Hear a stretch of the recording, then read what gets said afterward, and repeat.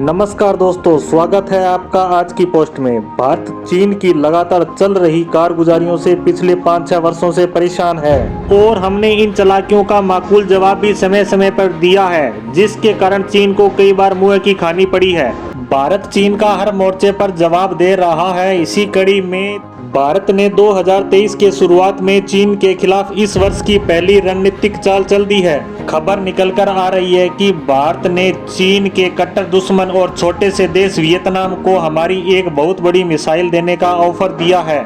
वैसे तो वह हमसे अनेकों हथियार खरीदने का इच्छुक है, परंतु वियतनाम का प्रयास है कि यह मिसाइल उसे मिल जाए, क्योंकि यह मिसाइल जो काम करती है वह बड़ी से बड़ी बैलिस्टिक मिसाइल भी नहीं कर सकती। और बात जब छोटे से देश वियतनाम की कर रहे हैं, जिसका चीन जैसा विशालकाय दुश्मन हो, तो यह मिसाइल और भी महत्वपूर्ण हो जाती है। ऐसा क्यों कह रहा हूं, तो इस बात पर बात करते हैं। आज के युद्ध रणनीति के अनुसार अगर कोई देश अपने दुश्मन पर हमला करता है तो सबसे पहले वायुसेना द्वारा हमला करके दुश्मन देश के हवाई अड्डों, समुद्र में खड़े जहाजों को नष्ट करने का प्रयास करता है।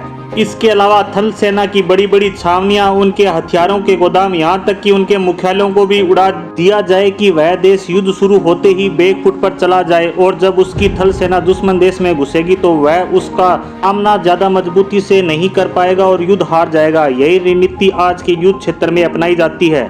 और साथ ही साथ हर देश ऐसी परिस्थिति आ जाने पर उसके लिए दूसरी रणनीति भी बनाकर रखते हैं, ताकि जवाबी हमला किया जा सके। इसी तरह की रणनीति पर काम करते हुए DRDO ने 2021 में स्मार्ट एंटी एयरफील्ड वेपन का निर्माण किया था, जिसे हम SEO के नाम से जानते हैं।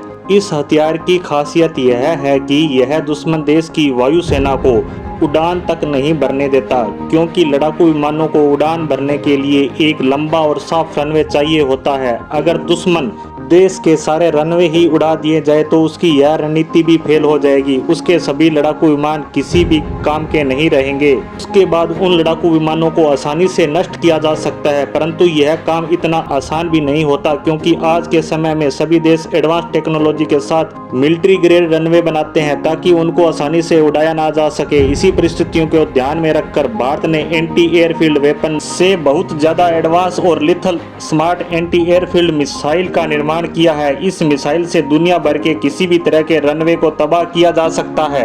आजकल हर एक देश अपने लड़ाकू विमानों को खुला में न रखकर हैंगरों का निर्माण करके उनमें सुरक्षित खड़ा करता है।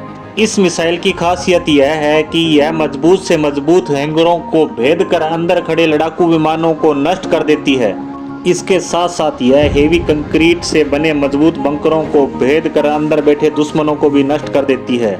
इससे आप समझ ही गए होंगे कि यह कितनी ताकतवर मिसाइल है, इसलिए वियतनाम जैसा देश इसे खरीदना चाहता है।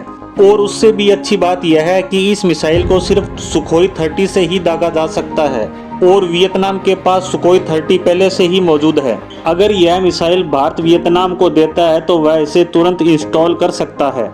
ना कोई टेस्टिंग और ना ही कोई मॉडिफिकेशन करना पड़ेगा, यानी रेडी टू यूज। यह वियतनाम के साथ साथ भारत के लिए भी बहुत महत्वपूर्ण बात है, क्योंकि भारत और वियतनाम का एक ही दुश्मन है। इसलिए पिछले कुछ वर्षों में भारत ने वियतनाम के साथ अपने संबंधों को मजबूत किया है। वियतनाम भारत से काफी समय से हथियार खरीदने का इच्छुक है, और अब भारत ने भी वियतनाम को हथियार देने की पेशकश कर दी है। वो कहावत तो आपने सुनी ही होगी, दुश्मन का दुश्मन दोस्त होता है।